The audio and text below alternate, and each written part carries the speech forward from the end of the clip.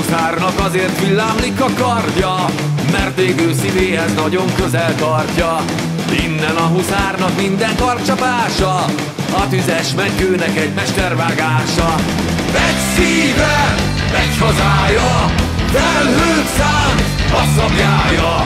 Egy szíve, egy hazája, lángot fúj, paripája.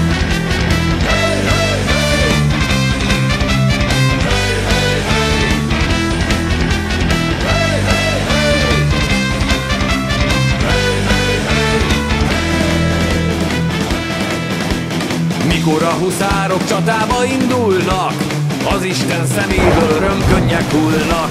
S innen lehet aztán azt kimagyarázni, miért szokott a huszár oly gyakran megázni. Egy szíve, egy hazája, felhőt szánt a szabjája. Egy szíve, egy hazája, lángot fúj, paripája.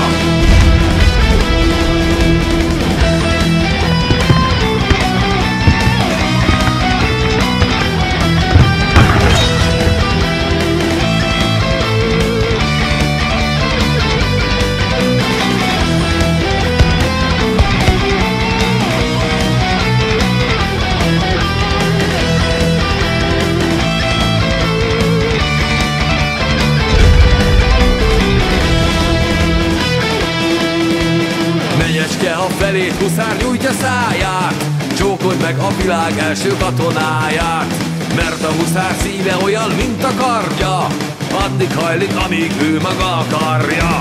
Egy szíve, egy hazája, felhőt szánt a szabjája.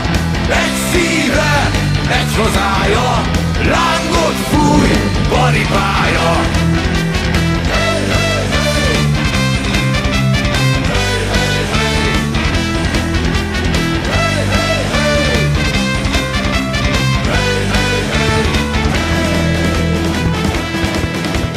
Ki a szabadságért harcol, mint halálig, holta után tüstént egy csillaggá válik.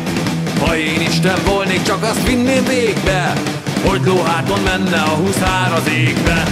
Egy szíve, egy hazája, felhőt szánt a szabjája. Egy szíve, egy hazája, lángot fúj,